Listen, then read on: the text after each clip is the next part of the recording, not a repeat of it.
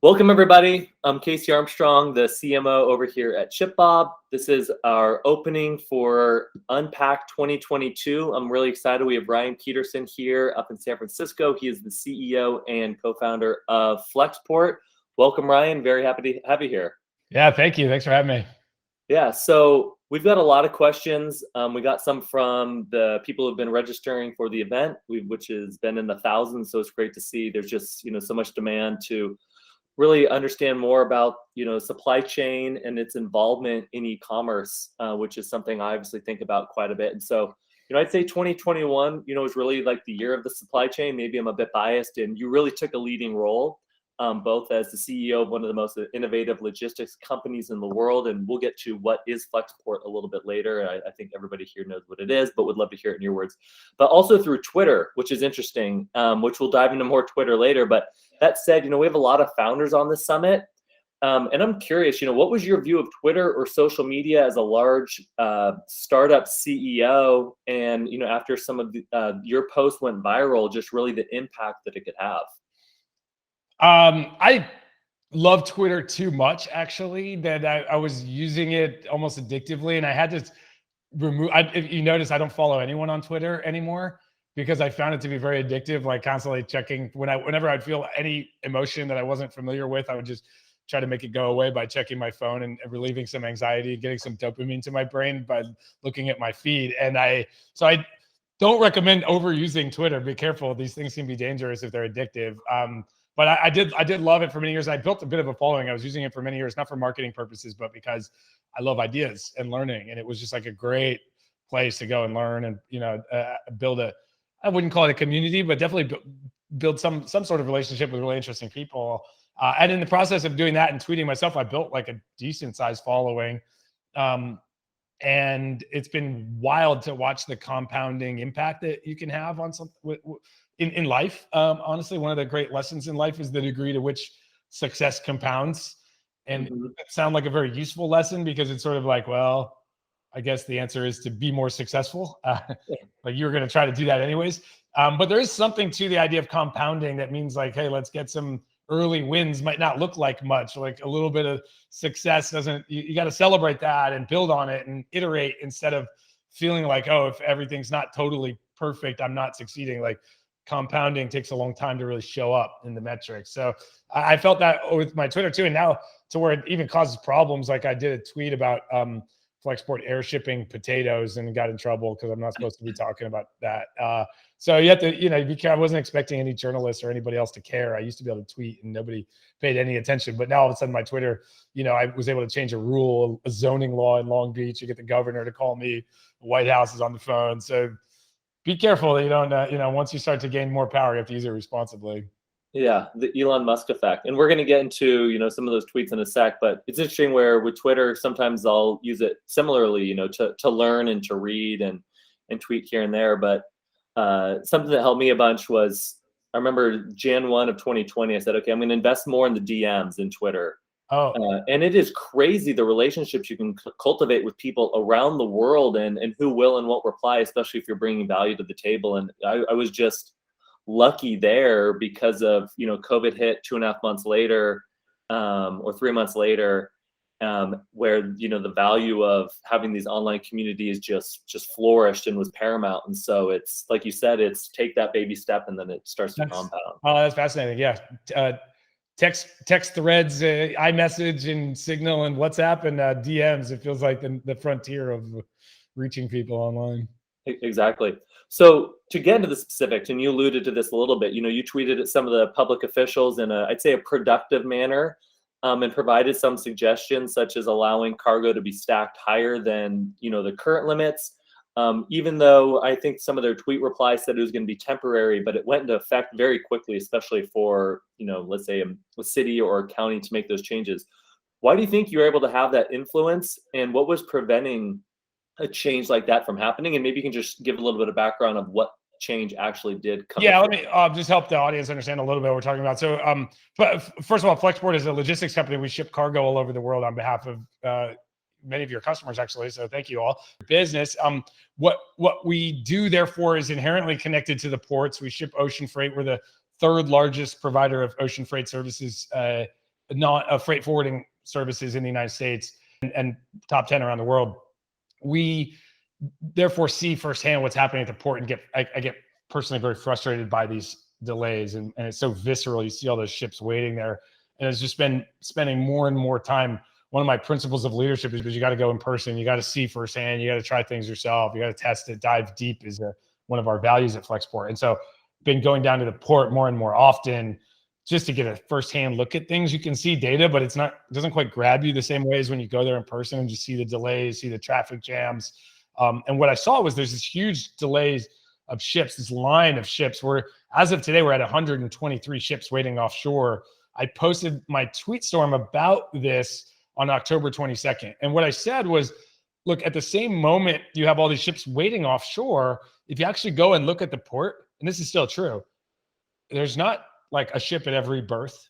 They're not running the cranes all the time. They're not working 24/7. Even during the hours that they are working, it's not, you go and look, for yourself. It's not like they're just running this thing like a really efficient machine. And so that was what got me. It was like, like this is really frustrating. I'm on a boat right now looking at a berth where they unload ships, and there's no ship there, but there's ships over there out at sea. Like, why are they not solving this? So I went on this journey to try to find out the answer to that question. And the first thing we did at Flexport was, but it was my idea. Finally, someone took me seriously because everyone assumed I was joking. It was only like the fourth person I asked to do this that would actually do it. I said, let's send a taco truck to the port and we'll offer free tacos to the union, kind of like our Trojan horse, to get inside the place and ask the union questions. And I wanted to hear what they said, because what everyone was telling me was, oh yeah, the union's lazy. I'm like, I don't really think that's probably not true. Like, let's go find out what's happening. So we heard from the union that the real problem was they had so many containers stacked up that they couldn't clear them out. And then the truck drivers who were coming to pick them up were missing 50% of their appointments. And so the union started kind of pointing fingers at the truck drivers. So then my next step was, okay, let's see what the truck drivers say. Because everybody's kind of pointing fingers in a supply chain. It's a chain, right? And no one is overviewing the whole thing. That's kind of our role at Flexport. So I wanted to go get everybody's viewpoint. So then we took the boat, and that was the famous tweet storm. I took a boat and I took the CEO of one of our big drayage companies that we work with down in LA, his company owns about 150 trucks that runs, picks up many of your containers at the port for us. So I brought him on the boat largely to kind of trap him so he couldn't get away, and I'd be able to ask him as many questions as I wanted for a couple of hours. And so that's what we did. And he's the one that explained to me this problem, which is the reason that they can't go to the port and they're missing so many appointments is they don't have any chassis. A chassis is the trailer that hauls containers, that pulls them around behind the truck. Those trailers, those wheels, they don't have any. The reason they don't have any is because all of them are sitting in their yard with a container on it, and they can't use it. And the reason that they don't take the container off is under zoning laws in California. You can't have containers stacked more than 2 high in a truck yard. And so we as a nation don't have enough chassis because they're sitting there under containers. It's a very frustrating thing to watch. A zoning law, which is put there for good reason, I assume, safety, and they're kind of ugly, especially in Southern California, reminding all you California liberals that free enterprise is happening all around you. So I tweeted about that, and I said, so we had this chicken and egg problem. There's this zoning law. If we just change it, we can deploy thousands of chassis and start clearing the backlog and unblocking the port. I tweeted that at about 6 a.m. California time, the next day after my port tour. By 3 p.m. Pacific, the mayor of Long Beach had issued like an emergency order to change the zoning law. I'm told it's the fastest response to any citizen action in the history of government, not America's government, in the history of all human civilization. And so I was very proud. Unfortunately, it didn't have a huge impact. It was only Long Beach. There's not many trucking yards in Long Beach. Needed to do it in LA, Compton, and other places, and that has not happened. So we're not celebrating too much. As I mentioned at the outset, we're at 123 ships waiting offshore. And when I was there in October a couple of months ago, it was only 75. So the numbers keeps going up, and I'm not seeing we're seeing it in our transit time data. It's getting slower and slower to ship things from overseas. Yes, I mean, I live down here in Southern California. I'm from here originally. I remember we were driving to the beach around January of last year. We're coming down the hill, and my son, he was 6 at the time. He's like, "Are those warships out there?" And little ones are very creative, and I'm just like, "All right, what's he seeing now?" And I look out there, and it's just container ships, and I'm in Orange County, so about 50 miles south of the LA Long Beach port, and it looked like the 405 freeway in the ocean. There's just container ships all over, and I've been going to the beach my whole life, and I've never seen a container ship in Orange County ever. To see the impact all the way down there, what's stopping, let's say, Los Angeles, other than them being a much larger jurisdiction than Long Beach, from making a similar change to what you got them to enact? Well, the mayor got appointed as the ambassador to India, so I think he's got bigger priorities than us in our shipping containers.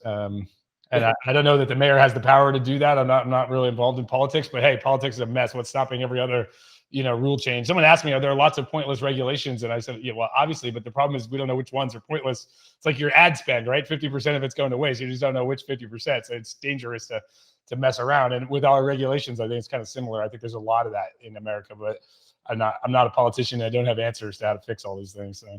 Yeah, well, we'll see if we can get some from you there. So we'll talk about that, where the government and private sector work together. So, speaking about the supply chain, and again, earlier you emphasized, the word chain within that, because everybody's working together. So, it involves a lot of complementary, but also competing organizations. And so what do you think, and again, this is a very broad question, so dive into it however you like, what do you think should be the role between government and private sector? And again, I know another thing that you posted recently was, Berkshire Hathaway's ready to invest billions in connecting the rail, to the ports without requiring trucking connections if they're allowed. But the ports are owned by the local cities that they're in, which magnifies, the disparate nature and how they operate. But also, like you said, when the mayor of LA is the ambassador to India, he's not just thinking about the supply chain all day, every day, like you and I are. He's thinking about, a lot of other issues as well. And so, I don't know, any suggestions you have on? Yeah, well, it is a problem in the United States.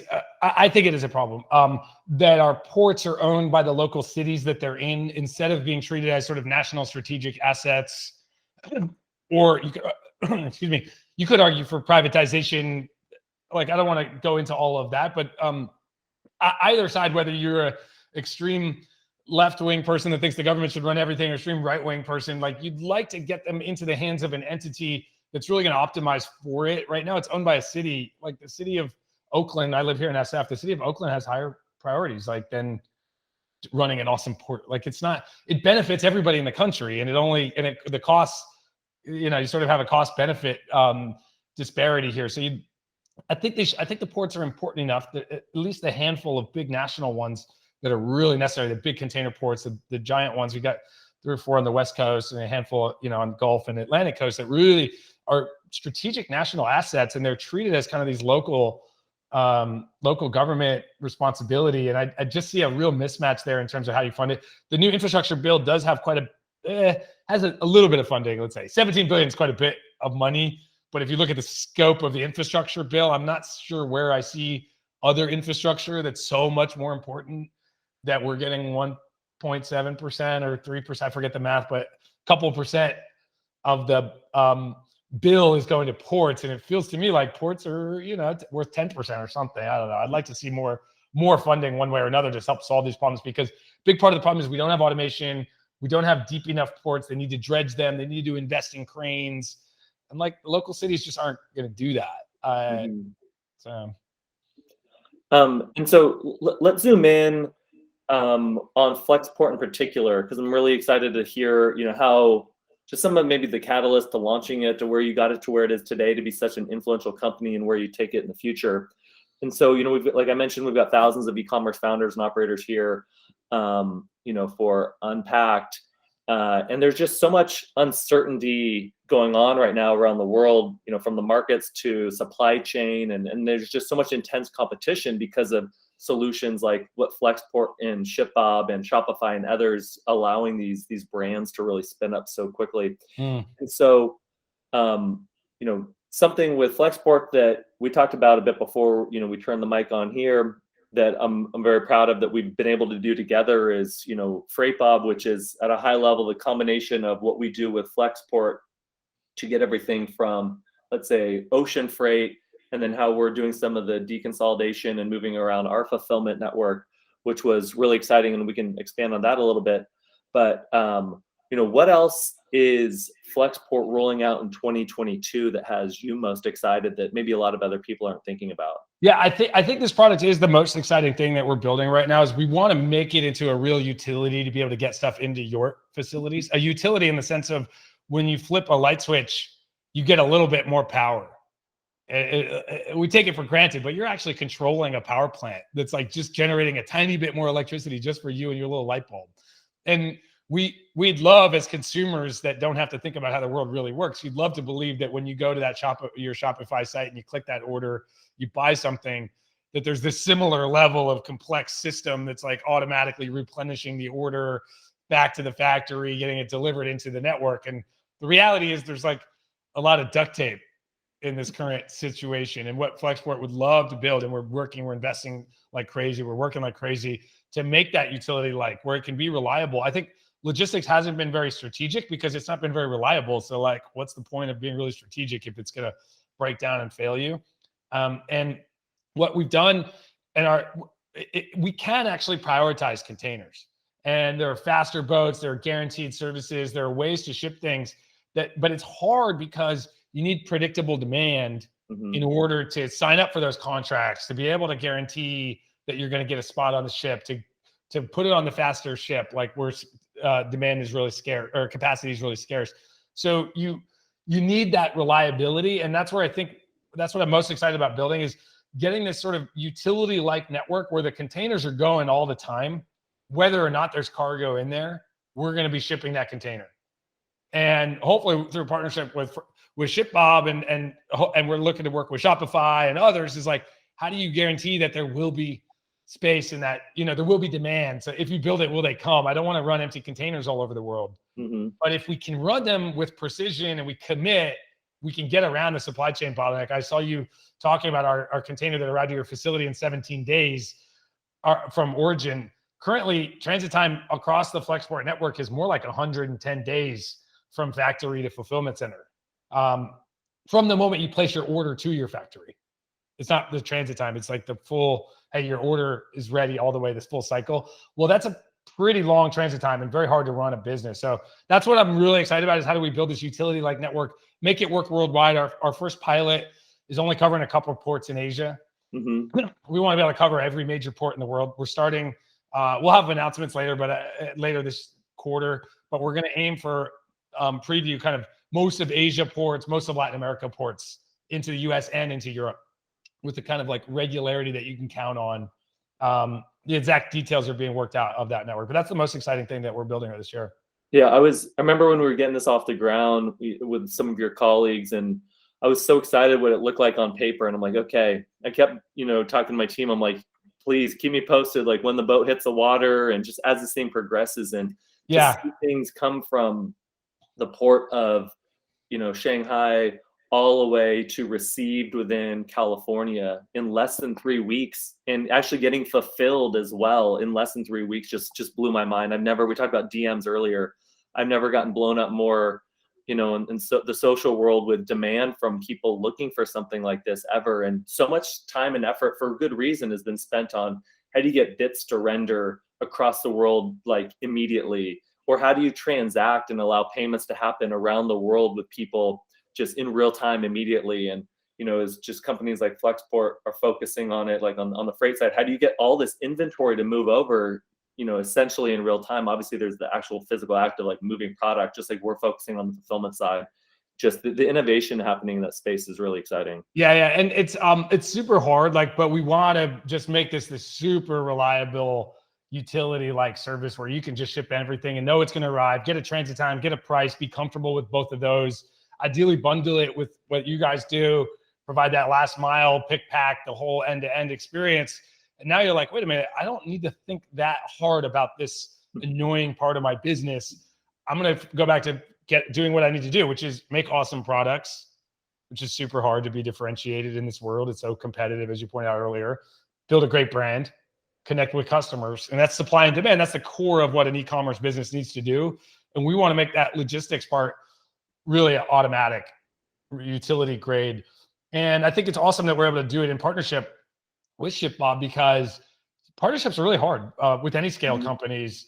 But we're, I think, innately better at this than most industries as a supply chain. It's like nobody can do it all end to end. There's never going to be a monopolist of global logistics. It's like you have to work together. You have to partner with local vendors. Nobody can own all the ships, all the buildings, all the trucks. So it's kind of second nature to us on some level, but it's still, I'm impressed with the speed that we operated, and we're definitely not done, but the early signs are really good.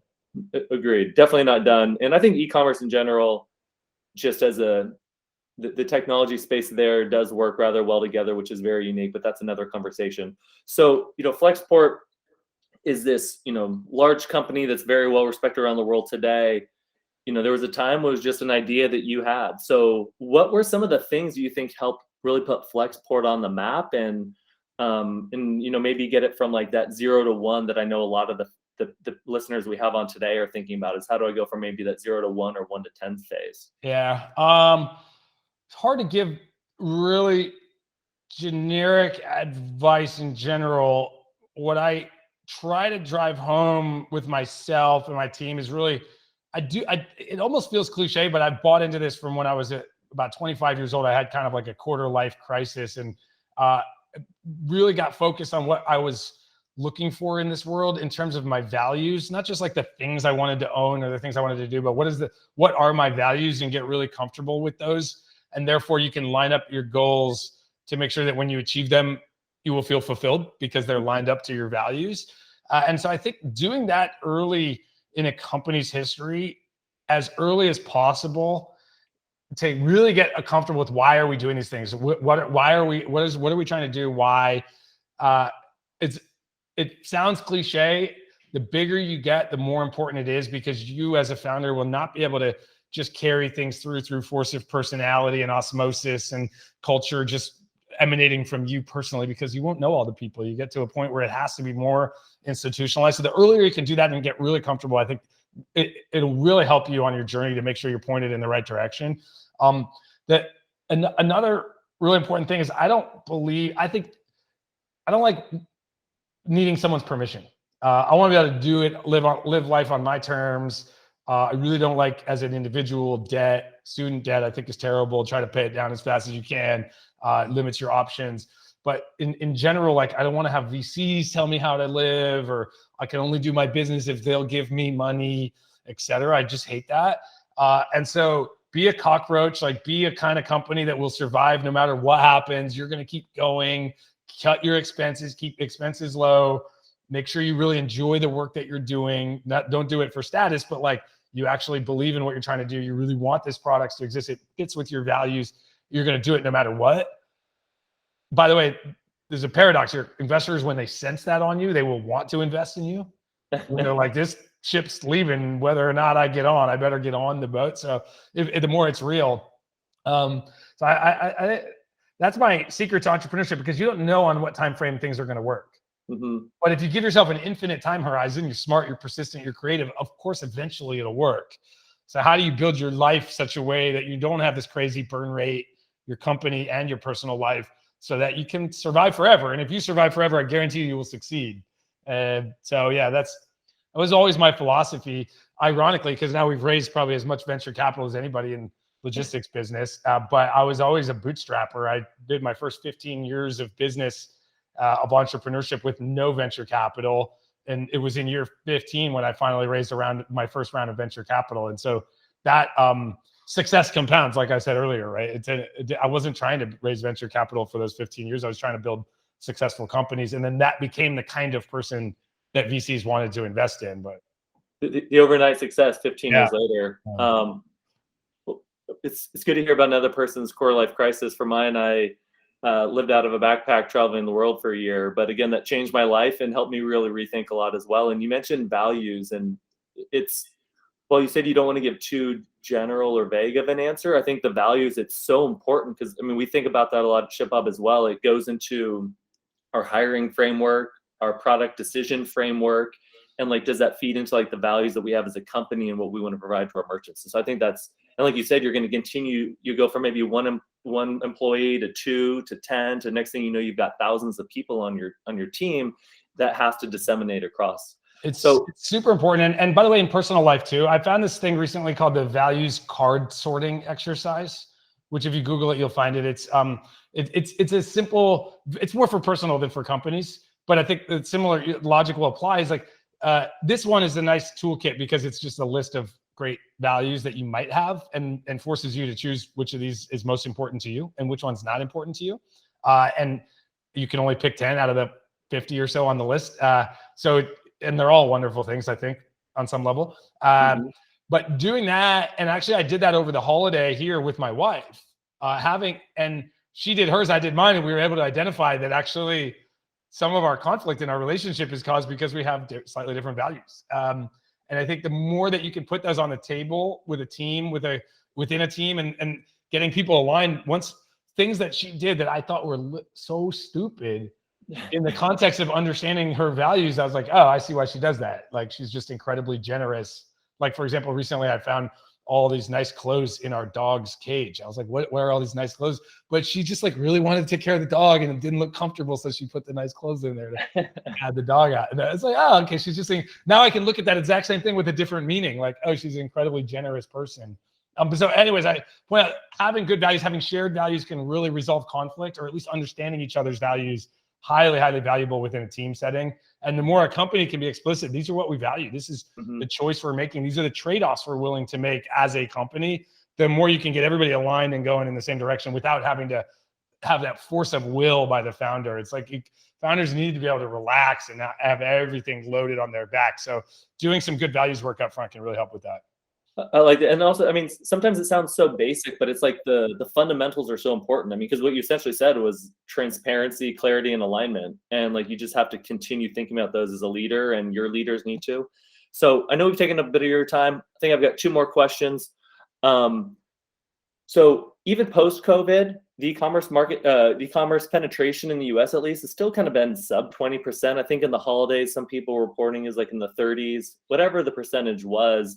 I'm personally very bullish that in the US and globally, we'll continue to see e-commerce become, proliferate, not just into retail sales, but how a lot of companies think about how they sell. And a lot of it will look like e-commerce, or however we define it in the future. But what's your view, and how do you think brands should think about, selling in the US or globally in the next couple of years? Yeah, there's a couple different questions there. I think that I don't have a really strong view that's different from anybody else about the growth of e-commerce, about, how to predict on that. It seems obvious that it will continue to grow. Up until what point, I don't know. I couldn't tell you. You have to talk to a behavioral psychologist or some other thing there. But how it evolves, I think, is really interesting. The reality is, and this is a trend that's been going on since the first e-commerce transaction, and the internet in general has just put consumers in control. Like, in the world before the internet, brands were in control. Only a handful of them could afford to run television ads. They could tell you what products were available for you, and you could only choose the ones that happen to be at your local store or in the Sears catalog, and you didn't have a lot of choice, and you just took what you could get, right? Now with e-commerce, there's a slightly different product that happens to fit your personal tastes, and you've got millions and millions of SKUs. The best way to see this is a Costco store only has 4,000 SKUs in it, and Amazon's got 80 or 100 million SKUs these days. And so, you can see the difference between retail and e-commerce. The consumer's much more in control, and they want the stuff that's exactly what they want, and they want it right now. And if you can't get it to them right now, same day delivery, ideally, but next day or 2-day, if it has to be, if you can't do that, your competitor probably can. And they're going to choose your competitor. So it's a fiercely competitive world, much more complicated.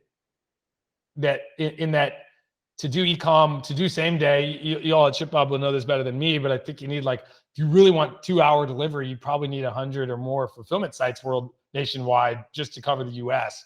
How else can you be that close to the end user? Mm-hmm. Well, that means a lot more inventory sitting there, which is a lot more risk if you don't sell it. A lot more operational complexity in terms of how much inventory to buy, when to buy it, how to plan for, all that S&OP process stuff. So that's a much more complex world than if everything's going to one site, you just pick up the phone and, hey, I got to ship a bunch of containers to the middle of the US. But the moment you're trying to distribute inventory across the network, and there's something ShipBob can do really well, is load balance for you and look at the demand data and position the inventory in the right place. That is the future that we're going to go towards. I'm certain of it. The ones who get it right will thrive. I think a lot of legacy brands won't figure this stuff out. You've already seen the retail apocalypse is very real. Mm-hmm. All these thousands of brands that are proliferating, many of you out there are running them, are sort of swimming in the eddy of the Amazon's backwater. The e-commerce is like destroyed traditional retail and made it possible for actually, as long as companies are adopting technology and being forward thinking and in building this kind of modern logistics network, you can thrive in this world. To my view, it's a little sad too to see brands I grew up with failing left and right when they didn't need to. If they could get the right systems, the right tech, the right cost structure in place for an e-commerce world. Those are trends that are here with us to stay. And I'm happy, I'm proud to see us, ShipBob and Flexport, building something really interesting to create that world, because it's going to come one way or the other. So we should be the ones creating it. Your second part of your question was about going global. That's another really fascinating new attribute of the world that we're in, is that it's really never been easier to go global, to launch in a new country, something that really Flexport wants to be a main driver of too. I want to make that one-click easy button launch in India. Click the button here and we'll take you live. We're not there right now, but from a vision standpoint, that's where we want to take, is just make global trade so easy that there will be more trade. I think trade's one of the most powerful things in the world for human well-being. We've lifted 1 billion people out of poverty through the adoption of free market economics and trade-based economies. And I'd love to see that be even easier, because it's still pretty much a nightmare. Completely agree. And that's where, again, you just think of a handful of different layers of the stack, like through Instagram or something else, you can get in front, or TikTok, you can get in front of those people around the world as well. And then on the internet, you can reach them easily. So it's like, how do we get there? How do we get your goods to them, right? And then match the S&OP and make sure you don't have too many products sitting all over the world unsold, and solve all the compliance problems. It's not easy, but it will be powerful. And I think I would encourage entrepreneurs out there to go global. Like Flexport had to go global almost from day one. It's way easier than it looks to go launch in a new country, and fun, and provides growth opportunities for your team and stuff. So I don't think it needs to be this hugely daunting thing to launch in a new country the way it was 10 or certainly 50 years ago. So to close it up, let's, I've got to ask, I see it on the bookshelf behind you. We'll end on a lighter note. So you wrote a kid's book, The Big Ship and the Little Digger. So what spurred that? And there you go, you can plug it. And maybe what's the most interesting thing to come out from writing a kid's book? So I had a daughter, she's now 16 months old, and I've been reading a lot of kids' books, and they're pretty crappy. They're either full of nonsense or communism, was my impression of all the children's books I read. So I thought I would write one about the ship that got stuck in the Suez Canal, and I was very inspired, or at least found it humorous, the little digger, the backhoe that came to try to dig the ship out. I thought everyone's making fun of this guy for trying to dig it out, and yet what would you do? Isn't he doing the right thing? Shouldn't he try to help? I don't know. It seemed like he was doing the right thing to me. And so I made that guy the hero, the little digger, the hero of the book, saying, hey, there's a power in sort of naive optimism of trying to solve the problem, even if there's no possible way you could solve the problem. That at least trying, you may inspire others, you may get people to come and help you. And so that's sort of how I framed it with the book. I don't know that much has come out of it. I had a lot of fun. It was not very hard to write a children's book. It's very hard to illustrate a children's book, and I didn't do that part. One of our great designers at Flexport named Yanni did that. So he should get most of the credit, even though I put my name on there. It was fun. I think you guys should do it on ShipBob. Every company should have a children's book. It's fun marketing. We give them away. Anybody wants one, email me, Ryan@flexport.com. I'll send you a signed copy. There you go. Well, I know my kids liked it, and you already dropped in your email. So we'll close it out. Ryan, I really appreciate you joining us today. I learned a bunch, as always. Any last plug, Jeff, for Flexport? No, we're going to be around for a long time. I'm really proud to be partnered with ShipBob and building some cool stuff together. And it's just day one. I really think we treat it as almost not worth talking about yet. It's more in the experimental phase. But hey, that's how you build these things. That's how you build great things. Start small, compound them. get the word out there, gradually improve it. And you'll see us make some big investments in this space. So watch that. We want to make it this really reliable service that y'all can count on to make it so you don't have to think about all the complexity of getting products through customs and delivery. Just want to give you a price that's fair, a transit time that you can believe in, that's on, that's within your expectations, and you can get back to working on more strategic stuff like making your product awesome and finding customers for it. That's our goal here. So appreciate your business, sir. Well, thank you very much, Ryan.